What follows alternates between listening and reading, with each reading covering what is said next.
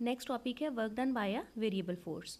बहुत सारे केसेस ऐसे हैं कि जिसमें फोर्स जो है वो कांस्टेंट नहीं रहती ड्यूरिंग द प्रोसीजर।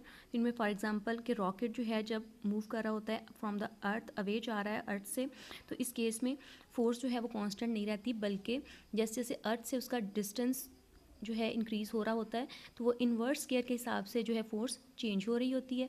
अब नेक्स्ट है, और भी बहुत सारे केसेस हैं कि जिनमें फोर्स जो है वो कांस्टेंट नहीं रहती। जैसे आप स्प्रिंग जो है उसको स्ट्रेच कर रहे हो, जितनी ज़्यादा स्ट्रेचनेस होगी उतनी ही ज़्यादा उसकी फोर्स होगी। इस तरह से डिफरेंट केसेस जिनमें फोर्स कांस्टेंट नहीं रहती, तो उस केस में हम वर्क जो है उसको कैसे कैलकुलेट करेंगे। उसके लिए ये है कि हम सबसे पहले तो एक ग्राफ प्लॉट कर लेंगे, ठीक है, एक्स वाई प्लेन में। अब इस एक्स वाई प्लेन में हमने जो पाथ देखा है, देखें ये पाथ जो है, इस पाथ में ना तो डिस्प्लेसमेंट जो है वो सिंगल डायरेक्शन में है और ना ही फोर्स जो है वो कांस्टेंट है।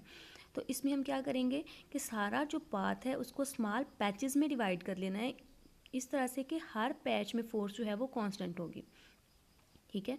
टोटल जो पाथ है उसको हमने शॉर्ट इंटरवल्स ऑफ डिस्प्लेसमेंट में डिवाइड किया है, delta D1, delta D2 up to so on delta Dn। और फर्स्ट पैच में फोर्स F1 होगी, सेकंड पैच में F2, इसी तरह से nth पैच में जो है वो Fn फोर्स होगी। अब ये पैचेस जो हैं ये इतने स्मॉल हैं कि इनमें फोर्स जो है वो अप्रॉक्सीमेटली कांस्टेंट कंसीडर की जाती है। तो कांस्टेंट फोर्स के केस में वर्क हमने पीछे फॉर्मूला पढ़ा है कि डेल्टा W किसके बराबर होता है, F डॉट डेल्टा D1। तो डॉट को ख़त्म करेंगे तो cos थीटा 1 आ जाएगा। सेकंड पैच के लिए सेकंड वर्क आ जाएगा, इसी तरह से थर्ड के लिए थर्ड। अब टोटल वर्क अगर हमने कैलकुलेट करना है तो इन सारे वर्क्स का ये सम होगा, यानी फर्स्ट पैच का वर्क, सेकंड पैच का, थर्ड का, up to so on nth patch तक का वर्क जो है उसको हम ऐड करेंगे तो हमारे पास टोटल वर्क आ जाएगा from point A to B। अब इस सारे को अगर हमने ऐड करके लिखना है तो हम इसे समीशन की फॉर्म में लिख सकते हैं। समीशन की फॉर्म में लिखा जाएगा तो Fi cos थीटा आई डेल्टा Di जो है, इसमें लिमिट्स अब देखें i जो है वो कहाँ से कहाँ तक है, लिमिट जो है वो i अप्रोच कर रहा है फ्रॉम 1 टू n, मीन्स के 1 से लेके n तक सारे जो वर्क्स हैं उनको ऐड किया हुआ है।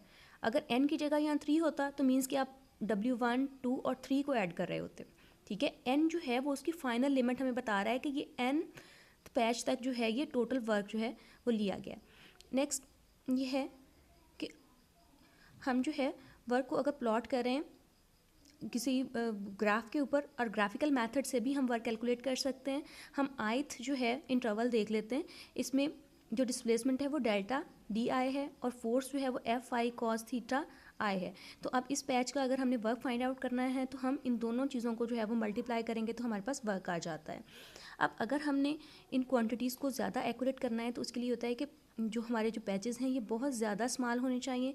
जितना ज़्यादा पैच स्मॉल होगा उतना ही एक्यूरेट जो है वो रिजल्ट आ जाता है, ठीक है। उसके लिए हम सपोज करेंगे कि डेल्टा T जो है वो अप्रोच कर रहा है 0 को, तो इस केस में हमारे पास work done by variable force जो है वो एग्जैक्ट वैल्यू देगा।